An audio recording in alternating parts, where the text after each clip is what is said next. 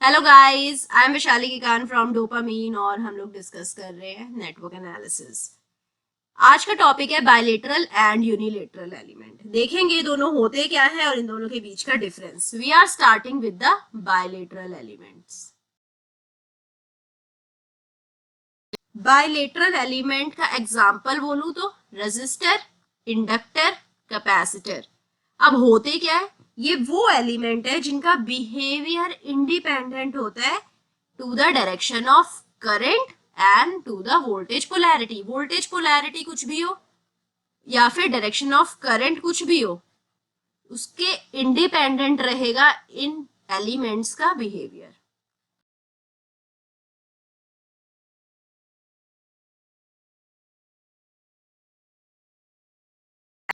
So voltage polarity या current direction does not change behavior of these elements. Example लेते हैं, example की help से समझते हैं कि कैसे वोल्टेज पोलैरिटी या करंट डायरेक्शन इन एलिमेंट्स का बिहेवियर चेंज नहीं करता। इसके बाद आप खुद ही गैस करने लग जाएंगे यूनिलेटरल एलिमेंट्स होते क्या है। लाइक यहाँ पर एक रेजिस्टेंस है, यहाँ पर 3 एम्पेयर करंट जा रहा है इस वायर के अंदर, राइट। रेजिस्टेंस है 2 ओम रेजिस्टेंस, राइट। जब करंट इस डायरेक्शन से ए पोल से बी पोल तक मूव कर रहा है, तो यहाँ पर रेजिस्टेंस के अंदर कितना वोल्टेज प्रोड्यूस हो रहा है।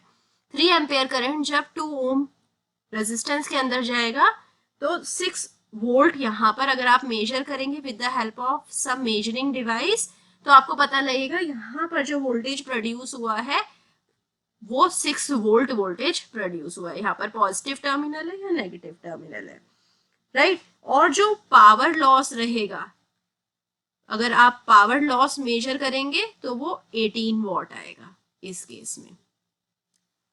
अगर हम सेकंड केस लेते हैं, सेकंड केस में हम यहाँ पर 2 ओम रेजिस्टेंस लेते हैं, राइट, और ए और बी पोल लेते हैं, बट यहाँ पर सेम करंट 3 एम्पेयर करंट, इसकी डायरेक्शन रिवर्स हो गई है। 3 एम्पेयर करंट मूव कर रहा है बी टर्मिनल से ए टर्मिनल की तरफ, राइट। रेजिस्टेंस अगेन 2 ओम है।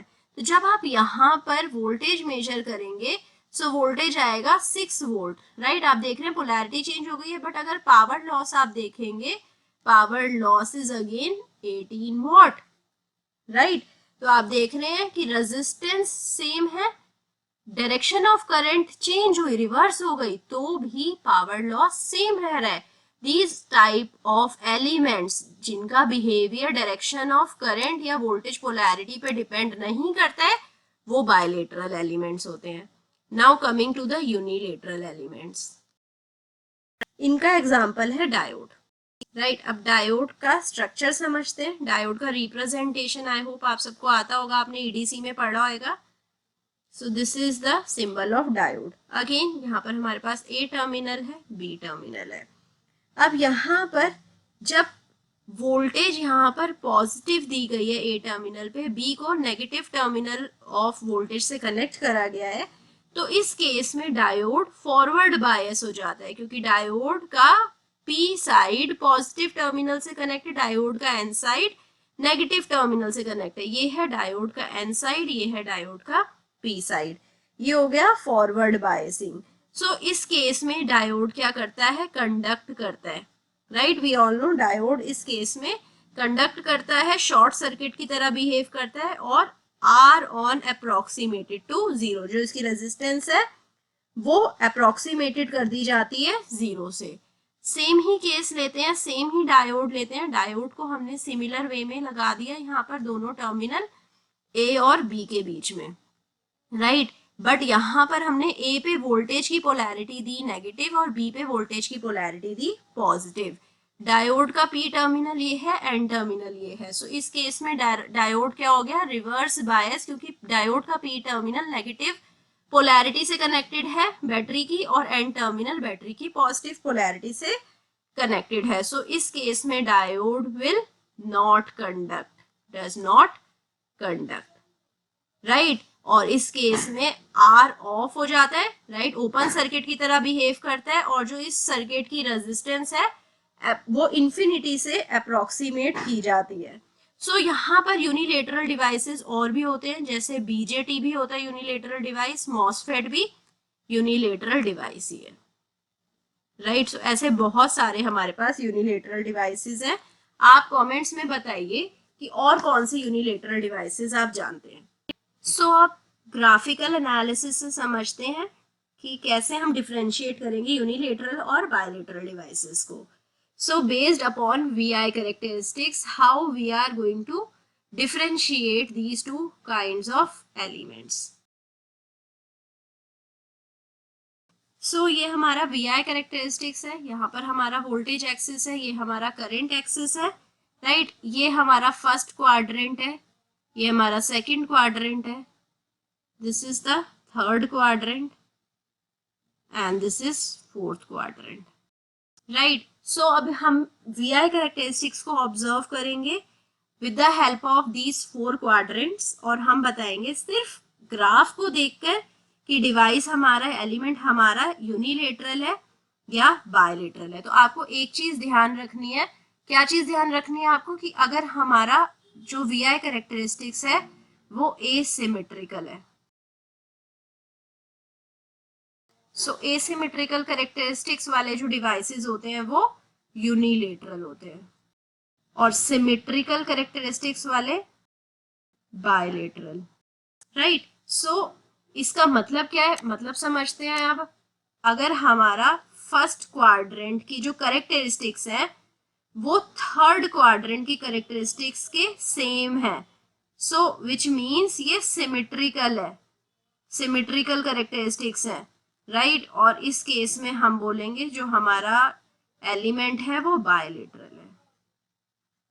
तो हम सीधा डिवाइस की वीआई कैरेक्टरिस्टिक्स को ऑब्जर्व कर सकते हैं, सीआरओ पे ऑब्जर्व कर सकते हैं, और आप सिर्फ कैरेक्टरिस्टिक्स देख के भी बता सकते हैं कि डिवाइस यूनिलेटरल होएगा या बायलेटरल होएगा। फर्स्ट क्वाड्रेंट की जो कैरेक्टरिस्टिक्स है वो सेम नहीं है थर्ड क्वाड्रेंट से, सो इस केस में इसको हम एसिमेट्रिकल बोलेंगे, और एसिमेट्रिकल मींस यूनिलेटरल, राइट। सो जैसे एससीआर हमारा यूनिलेटरल, ट्रायैक, बायलेटरल, ये तो थोड़े एडवांस्ड एलिमेंट्स हो गए हैं। अगर हम नॉर्मल एलिमेंट्स ले, लाइक अगर मैं रेजिस्टेंस और डायोड लूं, तो अब अगर हमें क्लासीफाई करना है कैसे रेजिस्टेंस और डायोड हमारे यूनिलेटरल और बायलेटरल है, just by seeing the VI characteristics, तो वो ऑब्जर्व करते हैं।